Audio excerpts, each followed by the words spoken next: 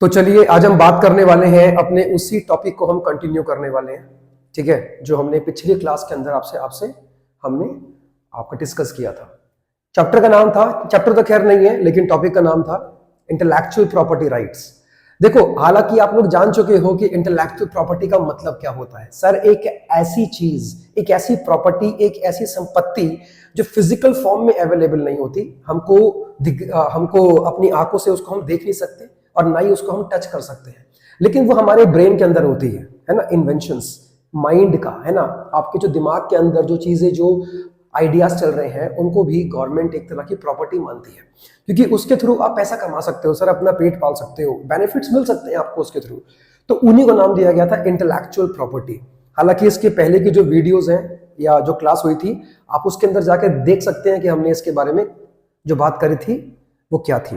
तो ये उसी का पार्ट 2 बन रहा है, मतलब ये उसी का जो क्लास है हमने कंटिन्यू उसके आगे से हमने रखी है। ठीक है, देखो अभी तक हमने इस बारे में क्या सीखा था कि सर हमेशा याद रखना, इंटेलेक्चुअल प्रॉपर्टी राइट्स हमेशा इन्वेंशंस के ऊपर मिलते हैं। क्या बोला मैंने? इंटेलेक्चुअल प्रॉपर्टी राइट्स हमेशा इन्वेंशन के ऊपर मिलते हैं, और इन्वेंशन आपके दो तरह के हो सकते हैं। दो तरह के इन्वेंशंस होते हैं। पहला क्या लिखा है? Industrial property. इंडस्ट्रियल प्रॉपर्टी के अंदर जो आपको राइट्स मिलते हैं वो कौन कौन से होते हैं सर? पहला पेटेंट, ट्रेडमार्क, राइट।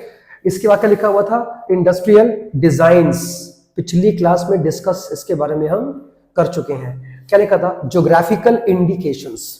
तो देखो आज की जो इस क्लास है, इसके अंदर हम, ऐसा नहीं है कि बहुत ज्यादा लंबी इसके अंदर हम लोग बात करने वाले हैं। इसके अंदर मैं आपसे सिर्फ जीआई के बारे में बात करूंगा, that is your what, geographical indications. मतलब कहने का क्या है कि सर ज्योग्राफिकल इंडिकेशन का मतलब होता है कि ऐसी चीजें, देखो यहाँ पे क्या लिखा हुआ है, ऐसी चीजें जो नेचुरली कहीं पर पाई जाती हैं। नेचुरली, उसमें इंसानों का कोई कंट्रीब्यूशन नहीं है, मैंने कुछ नहीं किया या किसी देश ने कुछ नहीं किया, वो नेचुरली वहां पर पाई जाती है, वो भी उसके लिए एक राइट ले सकते हैं। ठीक है। दूसरी चीज, एग्रीकल्चरल, वहां पे कंडीशंस ही ऐसी पाई जाती है कि वहां पे एग्रीकल्चर ही उसी चीज का हो सकता है, किसी दूसरी जगह पर वो चीजें कल्टीवेट नहीं हो सकती हैं। और थर्ड क्या लिखा है? मैन्युफैक्चर। मैन्युफैक्चरिंग की ऐसी कंडीशंस ही उस जगह पर अवेलेबल है कि वो चीज वहां पे अबेंडेंस में बन सकती है, मैन्युफैक्चर हो सकती है। तो आपको जो चीज ध्यान रखनी है वो ये है कि सर जीआई की जब भी बात होती है तो हम इन 3 बेसिक प्रिंसिपल्स के ऊपर ध्यान देंगे कि सर ऐसी चीजों का आप इंटेलेक्चुअल प्रॉपर्टी राइट्स ले सकते हो जो नेचुरली कहीं पर पाई जाती हैं, या उनको एग्रीकल्चर करने की जो कंडीशन है वो उस पर्टिकुलर जगह पर ही मिलती है, या फिर थर्ड वाला कि वहां पे उसे मैन्युफैक्चर करने की कंडीशंस पाई जाती हैं, उनके लिए भी आप इंटेलेक्चुअल प्रॉपर्टी राइट्स सर ले सकते हो। अब देखो इसको एक बार जान लेते हैं, बहुत ही छोटे से एग्जांपल के थ्रू मैं आपको पूरी की पूरी बात को एक्सप्लेन करने वाला हूं। सर नेचुरली कोई चीज पाई जाती है, इसका मतलब क्या कहने का? हाँ देखो यहाँ पे क्या लिखा है? Crude oil in gulf countries. जरा सोचिए, जितने भी गल्फ कंट्रीज हैं आपके, जैसे कि आपका ईरान हो गया, इराक हो गया, कुवैत हो गया, यूएई हो गया, ये सारे के सारे कंट्रीज अगर आप जाके देखेंगे तो ये इनको एक नाम दिया गया है। वो नाम क्या है? गल्फ कंट्रीज बोला गया इनको। और इनके पास इतने कच्चे तेल के कुएं हैं ना, इनके पास ऑयल वेल्स। क्या बोला? ऑयल वेल्स है इनके पास। और वो जो कच्चे तेल के इनके पास कुएं हैं उसमें उनका कोई योगदान नहीं है, नेचुरली वहां पर पाए जाते हैं। तो सर उसके लिए भी ये कंट्रीज राइट्स ले सकते हैं कि इनको इस्तेमाल करके बेनिफिट्स अर्न करने का जो अधिकार है वो सिर्फ और सिर्फ हमारे पास है, क्योंकि ये तेल के कुएं नेचुरली यहां पर पाए जाते हैं। एक एग्जांपल हो गया। इसके अलावा आप अगर देखते हो, एग्रीकल्चरल ऐसी कंडीशंस ही पाई जाती है कि उस चीज का कल्टीवेशन ही वहां उस जगह पर हो सकता है। जैसे कि क्या लिखा है? कोकोनट।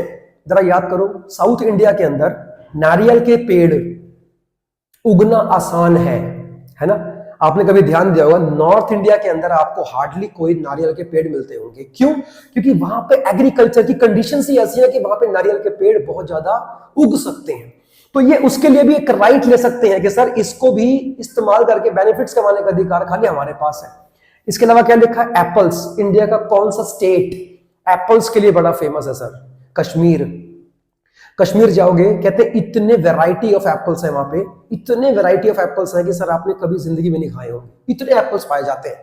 क्यों? क्योंकि वहां पे कल्टीवेशन ऑफ एप्पल्स करना आसान है, क्योंकि वहां की सॉइल ही ऐसी है शायद, या वहां का जो एटमोस्फियर है वो ऐसा है कि वहां पे एप्पल का कल्टीवेशन अबंडेंस में हो सकता है। तो इस चीज के लिए भी इंटेलेक्चुअल प्रॉपर्टी राइट्स ये लोग ले सकते हैं सर। ध्यान से सुनने वाली बात है सर, स्टेट्स भी इंटेलेक्चुअल प्रॉपर्टी राइट्स ले सकती है, ठीक है। इसके अलावा क्या लिखा है, ऑरेंजेस, इंडिया की एक जगह है, नॉट स्टेट बट शहर, इसका नाम है नागपुर, आपने इसका नाम सुना होगा। नागपुर में इतने ऑरेंजेस उगते हैं सर। अगेन वहां पे एग्रीकल्चर, वहां पे जो सॉइल है वो ऑरेंजेस की कल्टीवेशन के लिए बहुत ही अच्छी पाई जाती है, इसलिए वहां पे ऑरेंजेस अबंडेंस पे है। तो उसके लिए भी ये इंटेलेक्चुअल प्रॉपर्टी राइट्स ले सकते हैं, है ना। और लास्ट में क्या आता है, मैन्युफैक्चर। कभी कभी क्या होता है कि कुछ जगह पर चीजें आसानी से मैन्युफैक्चर हो सकती हैं। देखो मैंने क्या बोला, मैन्युफैक्चर। आप पहली चीज तो इस बात का ध्यान रखना कि मैन्युफैक्चर एंड प्रोडक्शन के बीच में फर्क होता है। हालांकि दोनों का मतलब एक ही है, बनना, लेकिन फर्क होता है। आप जब भी कोई नॉन लिविंग थिंग को बनाते हो, नॉन लिविंग थिंग, तो उसके लिए वर्ड हमेशा यूज जो होता है वो कौन सा होता है, मैन्युफैक्चर करना, है ना। जब बच्चा पैदा होता है तो कभी हम ये नहीं बोलते कि बच्चे मैन्युफैक्चर हो रहे हैं, क्या बोलते हैं, बच्चे क्या हो रहे हैं, प्रोड्यूस हो रहे हैं। क्योंकि बच्चा एक क्या है, एक लिविंग थिंग है, और लिविंग थिंग्स के लिए हमेशा क्या होता है, बोलो क्या होता है, हमेशा वर्ड कौन सा यूज होगा, ऑलवेज प्रोडक्शन, नेवर मैन्युफैक्चर। पेड़ कभी भी मैन्युफैक्चर नहीं होता, प्रोड्यूस होता है। सीड हमेशा प्रोड्यूस होगा, कभी भी मैन्युफैक्चर नहीं होगा, क्योंकि वो किस में आता है, लिविंग थिंग्स में आता है। क्लियर है। तो मैं यहाँ पे बात कर रहा हूं आपसे नॉन लिविंग थिंग्स के बारे में, तभी मैंने यहाँ पे वर्ड कौन सा यूज कर रखा है, मैन्युफैक्चर करना। सर कभी कभी क्या होता है कि कुछ जगह पर ना मैन्युफैक्चरिंग जो फैसिलिटीज ऐसी अवेलेबल होती है कि सर वहीं पर वो चीज बन सकती है अबंडेंस में। एग्जांपल देखो यहाँ पे क्या लिखा हुआ है, हैंडीक्राफ्ट, मतलब क्या, इसका हाथ से बना हुआ सामान, चाहे वो कपड़े हों, वो टॉयज हों, या घर के इस्तेमाल करने वाले बर्तन हों, अगर वो हाथ से बने हैं तो उनका नाम क्या होगा, हैंडीक्राफ्ट। तो सर इंडिया में हैंडीक्राफ्ट सहारनपुर के अंदर बड़ा फेमस है। यूपी के अंदर एक जगह है सहारनपुर। क्यों सर? क्योंकि वहां पे अलग अलग टाइप की क्या मिलती हैं आपको, वुड्स मिल जाती हैं, लकड़ी मिल जाती है, ठीक है। और इसके अलावा वहां पे लेबर सबसे ज्यादा चीप पाई जाती है, जिसकी वजह से वहां पे हैंडीक्राफ्ट का मैन्युफैक्चर करना काफी आसान है।